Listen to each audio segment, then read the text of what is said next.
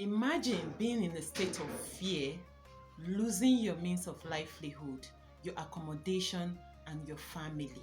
How do one get through such a period in one's life? And that is the aspect of Nabi Musa alayhi salatu wasalam's life we shall be talking about today.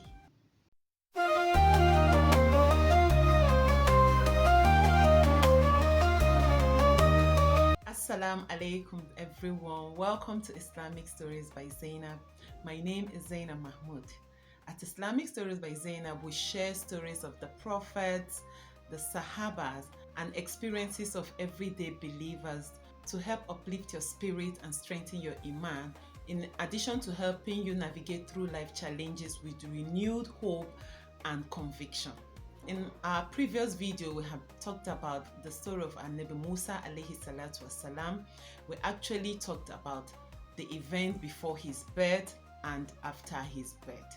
How his mother was able to get him to be raised in the palace of the actual person that didn't want him to see the breath of life. So today we'll be talking about how he grew up from that same palace and actually had to run for his life. I will start from an event that actually led to Nabi Musa alayhi salatu wasalam to leave the palace of Pharaoh. It happened on a certain day when Nabi Musa alayhi salatu wasalam was going somewhere and he saw two people fighting. It turned out to be one Egyptian and the other person was an Israeli. In the time past, he had witnessed several cases where the Egyptians bullied the Israelis. This particular event was not an exception, it was something he was used to. But being an Israeli by blood, he always felt the pain of his people and wouldn't want them to go through what they were experiencing as the Egyptians. So the Israeli man called out to Nabi Musa to help him out because the Egyptian, who was an elite, was beating him, and Nabi Musa wasalam got hold to him. He was trying to broker peace between the two of them. The Egyptian didn't want to hear of it. He was like, "It's your business. This has nothing to do with you." But Nabi Musa another party was an Egyptian. He wanted to help out, and with the way the Egyptian was talking to him and trying to shove him aside, he got him angry and then he hit him. His intention was not to kill him because Nabi Musa was very powerful. The impact of the hitting actually led to the death of the Egyptian, and Nabi Musa alayhi salatu wasalam all of a sudden was remorseful of his action. He felt bad and sought Allah's forgiveness.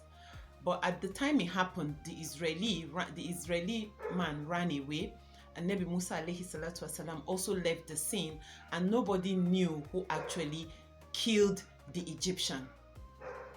Immediately Nabi Musa alayhi salatu wasalam left there, he sought Allah's forgiveness until he felt at peace with himself that Allah had forgiven him. And he also told himself that he was going to be softer with people as against how he reacted earlier. So the next day, he was going about when he saw the same Israeli man fighting another Egyptian. And he went to him and he was like, "You again, you are making trouble again." You know, he used that word again because he had seen the man the day before. And then the man, noticing that it was Nabi Musa alayhi salatu wasalam, was like, "Please don't kill me the way you killed the Egyptian of yesterday." He was fighting an Egyptian that same day too, and nobody had known who killed the Egyptian of the previous day. Now he's fighting an Egyptian who got to hear that it was Nabi Musa alayhi salatu wasalam that killed the Egyptian that died the day before.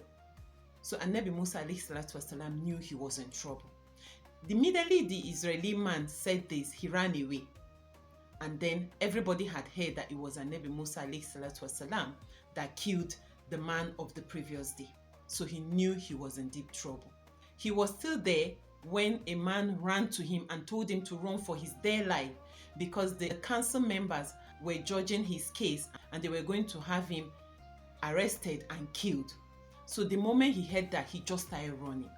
He ran towards the direction of a town called Midian. which by today, geographically speaking, is between Syria and Egypt. He ran so much for his dear life. It was said that he trekked for 8 days, hiding during the day and walking when it's night, until he got to a village called Midian. On getting to Midian, he got to a place where there was a spring, and then he tried to take a rest under a tree while he was trying to x-ray his new environment.